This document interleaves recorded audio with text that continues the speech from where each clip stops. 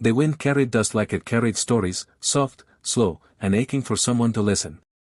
Caleb Warwick leaned against the doorframe of his ranch house, sleeves rolled up, fingers crusted with hay and sweat. The sun had dipped behind the cottonwoods, casting a land in that golden hush where everything, birds, men, even regrets, held their breath. He scratched behind the ear of Amos, his old cattle dog, and watched the horizon as if it owed him an answer it never gave. He lived alone, not by tragedy, but by time. Time had a way of sifting the world, leaving behind only what was stubborn or sacred. Caleb had become both. That evening, something stirred in the long shadow of the pasture. 3 riders moving slow, deliberate, not hiding, but not hurrying either. Comanche. 1 man older, carved by wind and winters. 2 women, one slightly ahead, the other glancing sideways as if weighing the world. Caleb stepped off the porch but did not reach for his rifle. The older man halted, native. "I am Tacoma," he said, his voice like river rock. "These are my daughters, Sania and Amora." Their names hung in the air like beads on a thread. Caleb offered a curt nod. "What brings you?" The chief dismounted with care. Not war, not warning, just a man watching another man live alone too long. Caleb's throat tightened. He felt the words go in deeper than they should have. "We come with an offer," the chief continued. "You be no woman, no fire inside. She motioned to Sania is willing if you are." The silence that followed felt holy. Sania didn't step forward, didn't smile.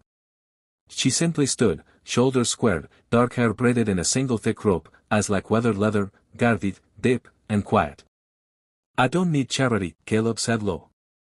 "It's not charity, it's choice." The wind blew again. Caleb's fingers flexed around nothing. He nodded once, just once, but not in agreement. More like surrender to a question he never thought he'd have to answer. They left without another word, setting camp down by the dry creek bed a few ridges east. He watched their silhouettes disappear like dusk eats the day. Next morning, a pile of kindling appeared beside his porch, stacked clean and dry. A folded cloth rested on the railing. Amos sniffed it and wagged his tail. Caleb didn't say a word. On the 3rd morning, he found a satchel of ground corn. A stitched border ran along its edge. Comanche symbols, stars, and waves. He ran his hand along the cloth like it might answer him. Sana never knocked, never approached. She would appear with the dawn, walk the fence line, place something down, then vanish before he could find the words that might make sense of her silence. But Caleb noticed he was shaving more, brushing his shirt clean, leaving his door slightly ajar when he used to keep it bolted tight. These were not admissions, but they were gestures. One morning, Amora remained behind, younger, curious, with a mischief barely hidden. "She won't ask again," she said plainly. "Not because she's proud, but because she's tired of begging in silence." "I never said yes," Caleb replied. "You never said no." That night, a cold swept in, not the kind that bites, but the kind that creeps. Caleb looked at the hearth and realized he hadn't lit it in days. Something in him had already started warming without firewood. He walked to the window. Outside, Sia was walking toward the ridge, moonlight catching the edge of her shawl.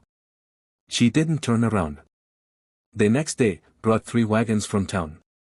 Neighbors. Men who once called Caleb brother now looked at him like he'd gone soft in the skull. "You talking one of the men?" One asked loud and laughing.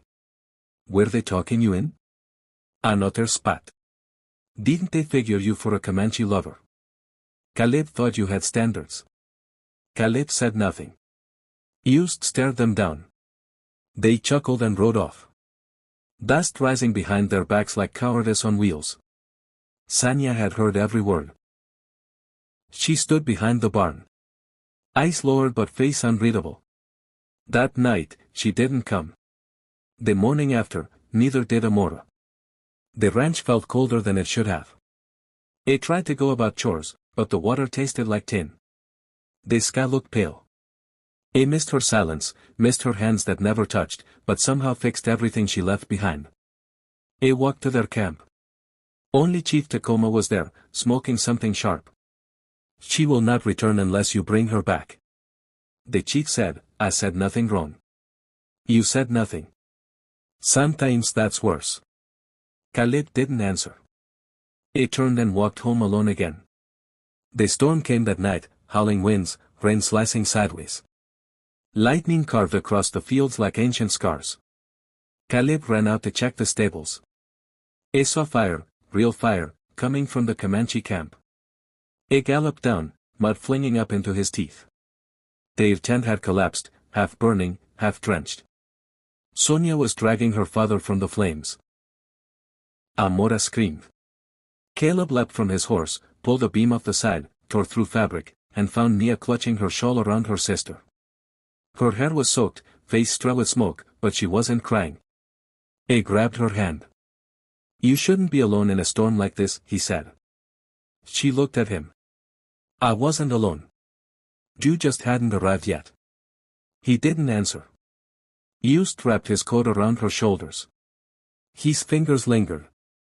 Together, they rebuilt the tent. Not perfect, not warm, but shelter.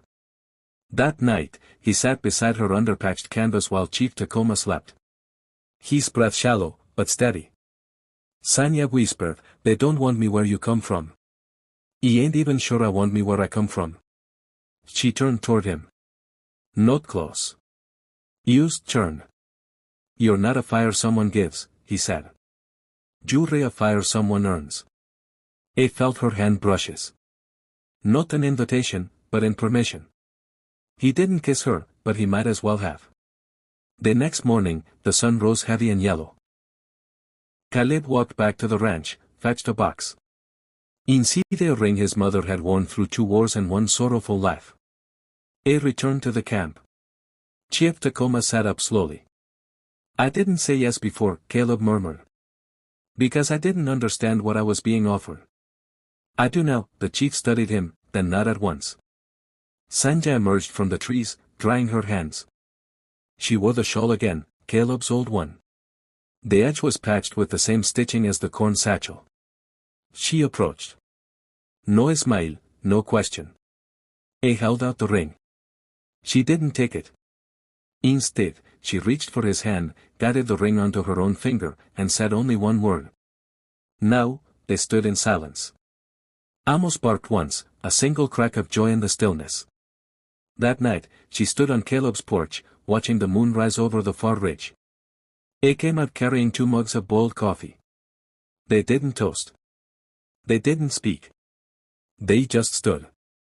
And from that silence, something true began. Something no one else had to understand. Not every love is loud. Some may come like snow in spring, unexpected, quiet, and full of life. Sometimes it's not about finding the right person. It's about recognizing the quiet strength of someone who keeps showing up even when the world tells her not to. And if you're lucky, one day you'll learn what Caleb did. That fire doesn't beg to be seen. It waits until you finally see it.